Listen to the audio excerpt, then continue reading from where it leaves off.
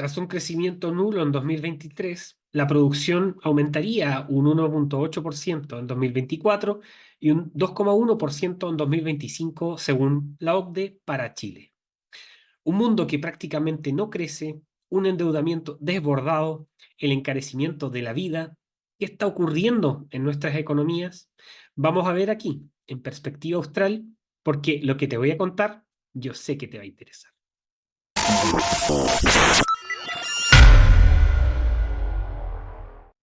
Bueno, amigos, estamos aquí en este capítulo para mostrarles algunas cosas interesantes y conversar sobre temáticas de la economía global, para que pensemos un poco más allá de la caja, viendo esto en perspectiva y global, por supuesto. Bueno, aquí lo que pueden ver es cómo los países se vieron afectados brutalmente debido a las restricciones realizadas por los gobiernos en las fechas de pandemia. Ahí pueden ver cómo de 2019 hubo una caída abrupta dentro de las distintas economías regionales, donde la más afectada fue Latinoamérica. Ahí lo pueden ver. Y eso es una señal muy importante de cuán débil también y vulnerable es la economía en los países latinoamericanos. Y eso lleva a que tengamos que pensar cómo fortalecer las economías de nuestra región. Y eso obviamente no hay recetas mágicas, pero sí hay elementos importantes a tener en consideración, como estabilidad monetaria, cuentas públicas bien saneadas, confianza en las instituciones, cosa que falta muchísimo, y también un mercado fuerte y no absolutamente dependiente en altos porcentajes de ciertos países. Y lo que está ocurriendo hoy es que cada vez estamos volviéndonos más dependientes de ciertas economías y eso está impactando también en las crisis que está viviendo, por ejemplo, China. Bueno, podemos ver que las que están ahora teniendo un crecimiento más importante son las economías del Asia y aún así tenemos problemas en países en vías de desarrollo como es Latinoamérica, y lo preocupante también es Europa. Europa no crece. Hay noticias que ya han salido, el mismo ministro de Finanzas de Alemania señalando que se están empobreciendo, y esto hay que entenderlo muy bien porque son países que están mucho más avanzados en su industria. mm, Toda los avances de la industria alemana son importantísimos para la economía global, y aún así, cada vez que han ido aplicando más y mayor intervencionismo, más impuestos, lo que están haciendo es contrayendo la economía y haciéndola menos competitiva. Y eso es una realidad. Entonces, no hay que mirar a los países que ya están con crisis producto de esas políticas que realizaron de manera irresponsable. Sobre todo entendiendo que hay muchos políticos que durante el proceso de constitución, ya sea en el primero, en el segundo, en el tercero, siempre decían que había que mirar a Alemania como modelo, incluso los llamados derechistas. Así que primero es a mirar con cautela y ver realmente lo que está pasando en la realidad. Miren lo que pueden ver acá también. Una de las principales economías del mundo, por no decir la principal economía del mundo, que es los Estados Unidos, ha tenido que estar aplicando una política restrictiva porque si no se le va a ir al carajo lo que se ha hecho en el país. Y una economía restrictiva lo que está llevando en los Estados Unidos es que efectivamente están haciendo cada vez más difícil el acceso a distintos bienes y servicios. Cada vez se hace más difícil para los estadounidenses adquirir propiedades u otras actividades, y eso también lleva de que haya un menor dinamismo también dentro de la misma economía. Así que es para pensar todas las actividades que están ocurriendo en, en un país como los Estados Unidos. Bueno, acá tenemos también parte de cómo han estado comportándose las tasas de interés dentro de los Estados Unidos con la Reserva Federal, el Banco Central Europeo, donde se ve además que la inflación pareciera no estar cediendo completamente, sobre todo la inflación subyacente, y eso obviamente impacta en los bolsillos de las personas. El precio de la vivienda, sobre todo, es sumamente grave. Hay países europeos hoy que para los jóvenes tener una vivienda es imposible. Y lo que más da pena es entender de que nosotros en Chile estamos yendo hacia el mismo lado. Se retiraron los fondos de pensiones, un gran porcentaje, que era parte del mercado de capitales, podíamos acceder de mejor forma a créditos a buenas tasas para poder adquirir una propiedad, y eso cada vez se ve más lejano. Los bancos no están dando créditos como se entregaban anteriormente a buenas tasas, y eso obviamente tiene un impacto en la calidad de vida de las personas. Entonces, el mercado empieza a presionar para que las personas realmente ya se les haga prácticamente inaccesible el adquirir una propiedad. Y entendiendo además que ya hemos superado los más de 500.000 viviendas de déficit en el país. Entonces, si no hay un cambio de rumbo, por supuesto que esto va a seguir y continuar esta tendencia absolutamente negativa. Vamos a las proyecciones. Aquí estamos viendo las proyecciones que se han hecho sobre el crecimiento del Producto Interno Bruto, que son todas las actividades económicas del país, en las proyecciones que se han hecho para el 2024 y para el 2025. Y como pueden ver, los países de la OECD, en promedio, van a crecer 1.4%, 1.8%. Eso prácticamente es nada. Vean países ya desagregados, vean países como Italia, 0,7%, Alemania, 0,6%. Bueno, Argentina es otro caso, eso está en reconstrucción ese país, así que lo dejaremos entre paréntesis. Eh, Australia, Francia, Canadá, países que eh, son de los top 10 de las economías del mundo, países que no están creciendo. Pero claro, todas las políticas woke, que son estas políticas ambientalistas radicales, indigenistas radicales, de temáticas culturales, de regular las, las redes sociales, de regular las criptomonedas y regularlo todo lo que existe y todo lo nuevo que aparece, la inteligencia artificial, etcétera, ahí están los países que promueven ese tipo de políticas. Y esto ya va más allá de derechas, izquierdas. Son países que no están creciendo, que los políticos que son electos no hacen nada, sino que más seguir interviniendo en las economías. Y por otro lado, tenemos la India, que empieza a aparecer como un actor sumamente relevante también para el mundo occidental. Y eso es para tenerlo en cuenta. Ya se ha llegado a que el crecimiento poblacional de la India es mayor que lo que es China en cantidad de población. Tiene un leve diferencia, pero con la política de hijo único que tenían en China, que ya la revirtieron hace años atrás, se ve que China, en las últimas proyecciones que han salido en investigaciones, ya va a llegar un pic de población y va a empezar a decrecer. Y eso marca sin duda un precedente en la economía global.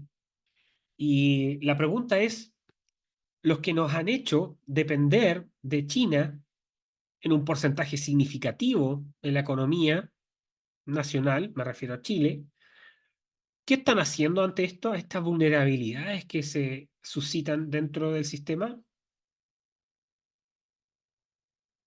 ¿Por qué no estamos ampliando los lazos comerciales hoy con India? ¿Por qué no estamos imitando políticas económicas que estén realizando estos países, independiente de la matriz económica que tiene cada uno? Pero la India está desarrollando polos importantes de zonas francas. China desarrolló en sus bordes costeros políticas de puertos y de zonas francas. Arabia Saudita lo está realizando. Indonesia también. ¿Y por qué nosotros tenemos que seguir regulando, restringiendo el derecho de propiedad? Derecho de propiedad a todo nivel, con nuevas leyes, nuevos reglamentos, nuevas normativas. ¿Por qué? ¿Queremos condenar a nuestra población al estancamiento, a la mediocridad? Es para pensar. Recientemente se señala que ya se comió el déficit, perdón, el superávit, ya se comió el superávit fiscal que había dejado el gobierno de Bolsonaro en Brasil, ya se lo comió Lula da Silva, pero teníamos todos los medios diciendo que llegó la democracia. Si la democracia es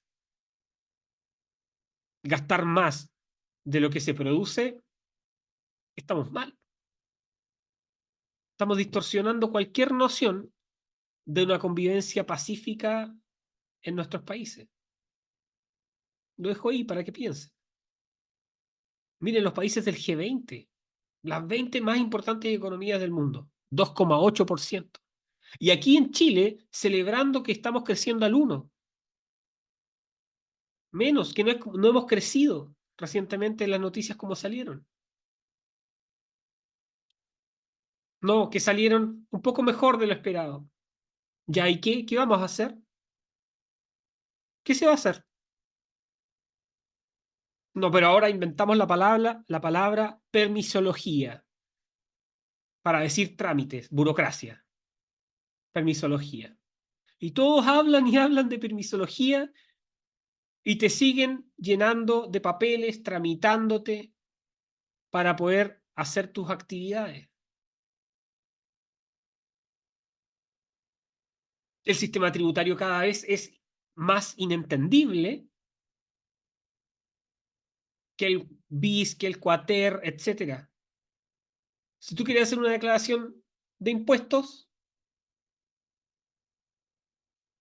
ya no se entiende nada. Pero ahí siguen poniéndole y poniéndole y poniéndole y sacándole más, sacándole más. Vamos por mal camino si seguimos así. Y el problema es no entender de que existen alternativas. Vean esto.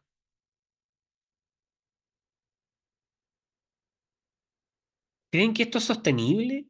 Esta es la deuda pública de los Estados Unidos. La deuda de los Estados Unidos. United States National Debt.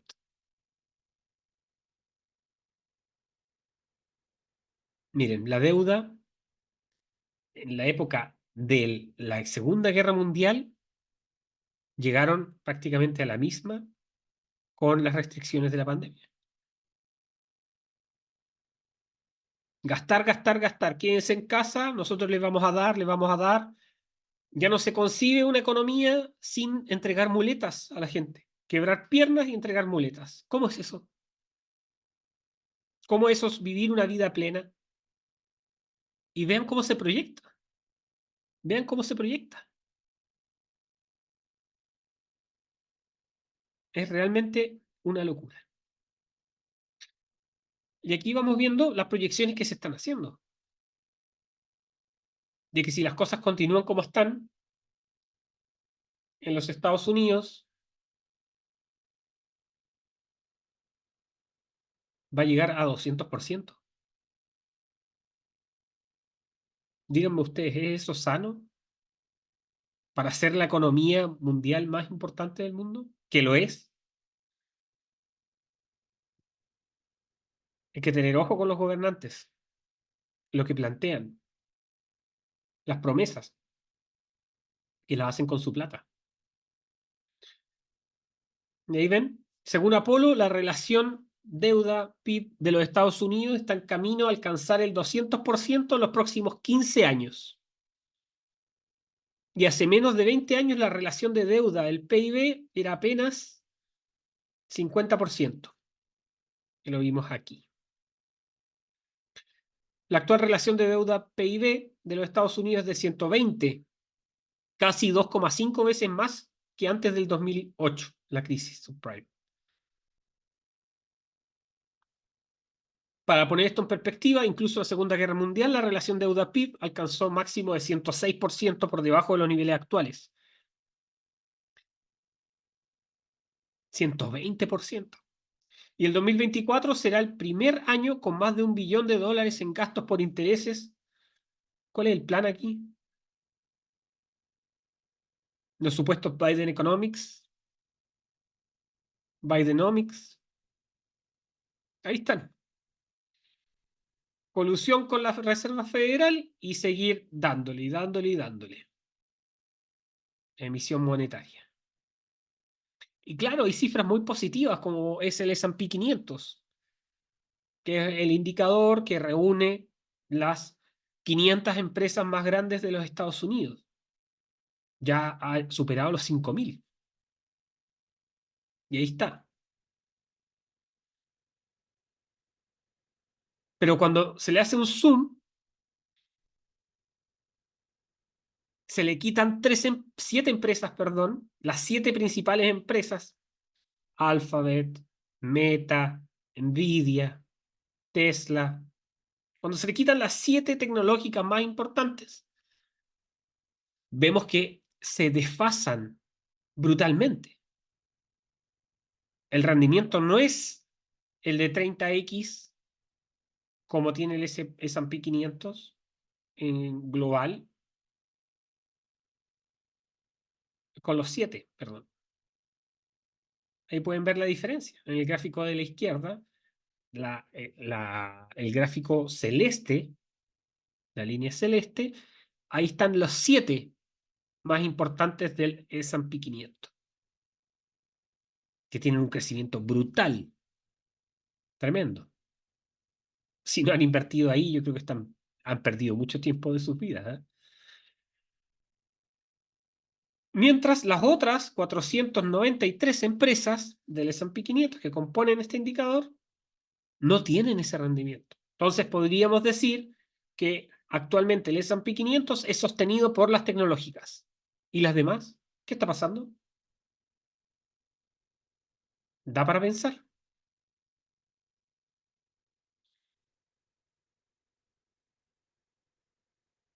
34 billones de dólares de deuda son básicamente el elefante blanco definitivo. ¿Qué más se necesita para mantener este billón de dólares al año? Es impresionante. Llega un gobierno, más deuda, más promesas y más, y más, y más. ¿Y las generaciones futuras? No interesan para esta gente. Hola, si llegaste hasta aquí en esta conversación, quiero pedirte por favor que le des me gusta, te suscribas y envíes también este enlace a tus conocidos en las diferentes plataformas y redes sociales. Solo así podremos seguir creciendo en esta comunidad con entrega de contenido de calidad. ¿Y cómo vamos con la deuda global? La deuda mundial. los pasivos de los gobiernos, del sector privado y de los hogares. 307 trillones de dólares. Y eso representa 336% del PIB mundial. Entonces, ¿cómo es posible de que la economía global esté yendo por este camino? Tenemos múltiples autores que han señalado que esto es sumamente nocivo para el futuro. Y tampoco hay que ser un genio para entender de que si tú estás endeudado un 336% de la riqueza que generas, no vamos por muy buen camino.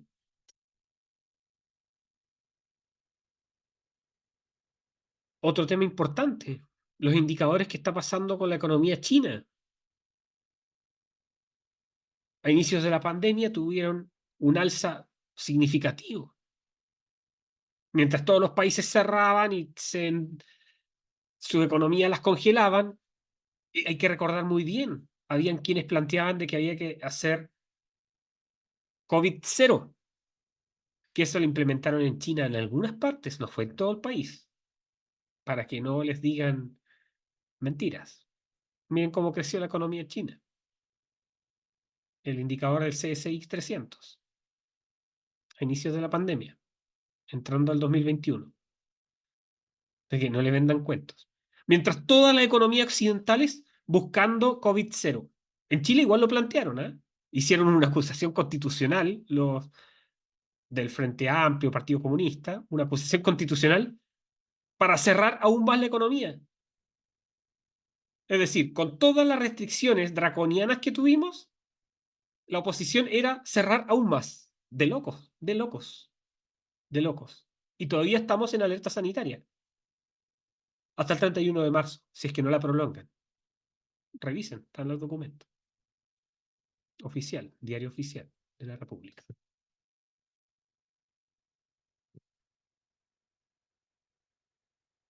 Entonces ahora tenemos una caída de lo que está ocurriendo en China, se está ralentizando la economía china respecto a años anteriores, ya no están creciendo al 7%, 9%, no, y eso tiene un impacto significativo, sobre todo en las economías dependientes de China, y que Chile, en este caso, no deja de estar atrás. Perú tampoco, Argentina menos, Uruguay tampoco. Así que ojo. ¿Y qué está pasando en Chile? El proyecto de ley del presupuesto para este año, el 2024, contempla un aumento del gasto público de 3,5% en términos reales, un déficit fiscal de 1,9%, y al finalizar, la deuda bruta va a alcanzar, se estima, 41%, 41,1% del PIB. Y JP Morgan dice que este panorama va a ser más complicado de lo que señalan los que lo ven con ojos más positivos. Más del 40%.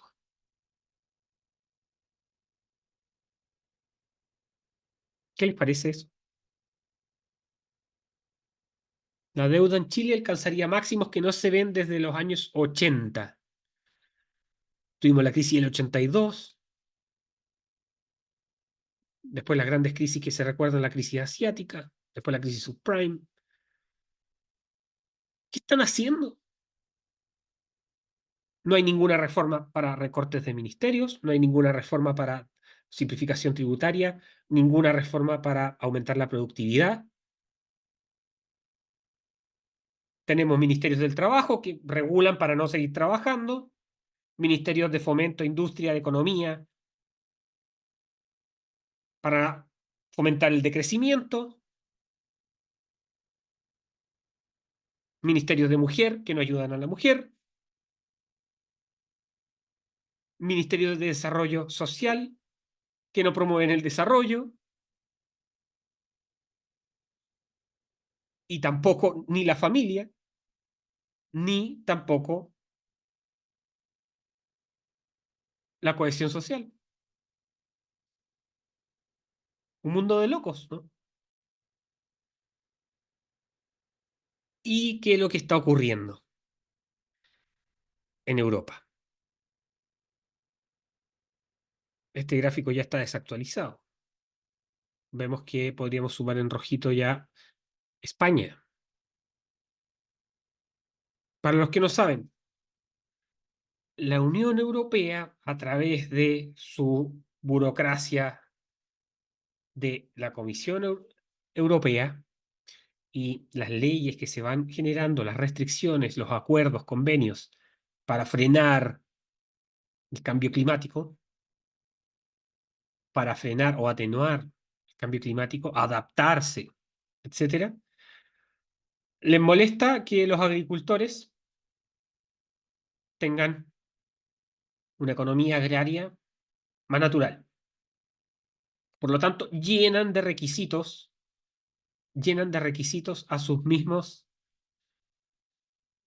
trabajadores. Y lo que está ocurriendo es que los trabajadores están dándose cuenta de que todas las regulaciones habidas y por haber que están prohibiendo, como lo pasó recientemente en Países Bajos, 30% reducción del metano proveniente de la- las vacas en cierto plazo, indemnizaciones, etcétera. Pero hay gente que se ha dedicado toda la vida a ese trabajo. ¿Por qué tiene que venir un burócrata y decir usted no lo tiene que hacer? Y el impacto no es significativo. Ya está demostrado eso. Hay una obsesión con hacer una transición de la economía y de los productos más naturales hacia lo sintético y lo evaluado y elaborado, perdón, en laboratorio. Y eso es una realidad. Entonces te imponen reglamentos, una que otra regla, subsidios para que dejes de participar en tu actividad económica. Y los agricultores están diciendo basta. Sumado a lo anterior, es que la Unión Europea, cuando negocia con otros países, usualmente lo hace en bloque. ¿Ok? Pero ocurre que los tratados de libre comercio que realizan, que por supuesto son muy buenos por ser de libre comercio, lo que ocurre es que los requisitos que les impone, por ejemplo, para decirle a Marruecos u a otros países, Sri Lanka, etcétera, no son los requisitos que les pone a su gente. Entonces, hay un desequilibrio total en la competitividad de las economías de Europa con respecto a los que lo hacen de manera más barata y sin tantas regulaciones. Y eso hace que también la producción se encarezca y que tengan que subir aún más los precios dentro de Europa y no son competitivos. Entonces una persona prefiere comprar una naranja que venga de otro país y no que sea producida dentro de la Comunidad Europea. Entonces los agricultores están diciendo basta de estas políticas ridículas de cambio climático, porque nos están restringiendo la tierra, el derecho a propiedad, nos están llenando de regulaciones para poder cultivar, nos están diciendo qué cultivar, qué no, cuánto es el porcentaje máximo que tenemos que tener de ganadería, etcétera. Basta. Eso están diciendo los agricultores allá. Simplemente sentido común. Y vean aquí, en Latinoamérica, vamos por el mismo camino, aprobando pactos verdes, aprobando reglamentos que soterradamente avanzan, porque no son grandes anuncios, no son de marketing, por supuesto, y ahí están. Vamos a hacer un video posteriormente hablando sobre una temática particular que se ha aprobado en Chile. Y aquí tenemos. Todas estas noticias tienen la particularidad de que las muestran como casos aislados dentro de los países cuando se exponen al extranjero. Ahora, cuando tú todo esto lo juntas y ves que hay una cierta regularidad, tú puedes decir hay algo interesante detrás de este fenómeno. Nos mostraron Países Bajos como un caso aislado. Después nos mostraron el tema de Alemania como un caso aislado. Pero no nos habían dicho que en Grecia, que en mismo Bruselas, al lado del Parlamento Europeo, que en Rumania, en Francia, en Polonia, estaba pasando también esto. Interesante. ¿Qué dirá la gente del agro acá en Chile? Porque esto se viene para acá. Si nosotros solo copiamos, nosotros no innovamos en estas materias. Nosotros dejamos de innovar hace mucho tiempo. Hace mucho tiempo que dejamos de innovar. Si tú tienes una idea para innovar en Chile hoy, tienes que irte del país. Porque te van a decir que es imposible, que no se puede hacer, que tienes que pasar 50.000 permisos antes, que tienes que entregar la mitad de la negociación o más. No se puede hacer nada innovador porque vas a tener los grupos de presión, etcétera. Entonces, para que no digan que no lo vemos venir, estas regulaciones se vienen muy próximamente, si es que ya no están andando. Y es indignante. Y qué se nos está viendo en el panorama global también. Si una cosa es anticiparse, saber reinventarse y moverse dentro de la economía y la acción humana. Hemos estado y estamos, parafraseando también a Milei, lo que dijo en Davos, en el mejor periodo de la historia en tanto a crecimiento, estabilidad, disminución de la pobreza, etcétera. Sin embargo, están apareciendo fuerzas que nos están haciendo retroceder en estos grandes avances. Nos estamos desglobalizando, al parecer, y eso implica también no aprovechar las ventajas competitivas que pueda tener un país sobre otro en cierta materia, que pueda intercambiar productos, bienes, servicios. Entonces hay distintas proyecciones de dónde irá el mundo. Los más negativos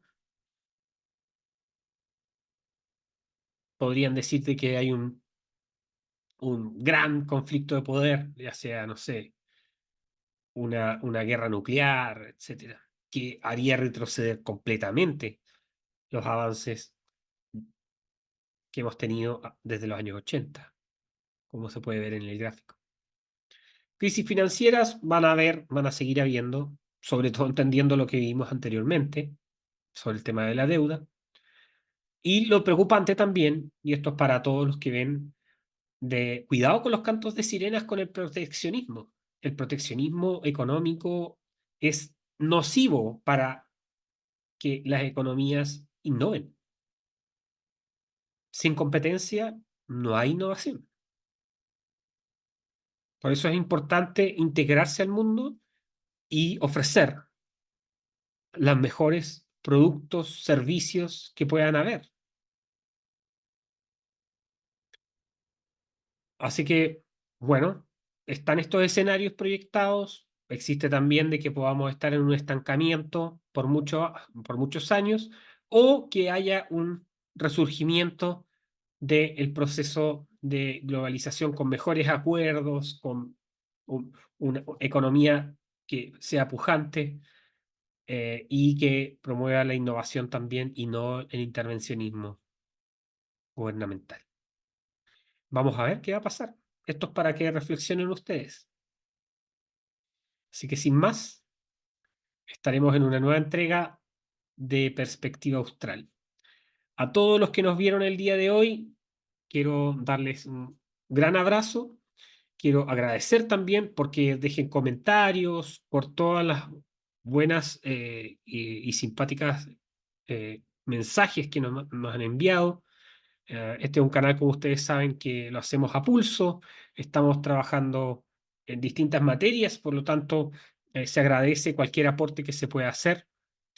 Y desde ya el mejor aporte que pueden hacer es obviamente seguir compartiéndolo, sacando extractos, compartiendo, difundiendo en redes sociales. Eso para mí es muy importante y que se suscriban también en este canal. Así que nos vemos en una próxima entrega y que tengan un excelente día. Un abrazo grande, Andrés Barrientos por acá y nos vemos. Chao, chao.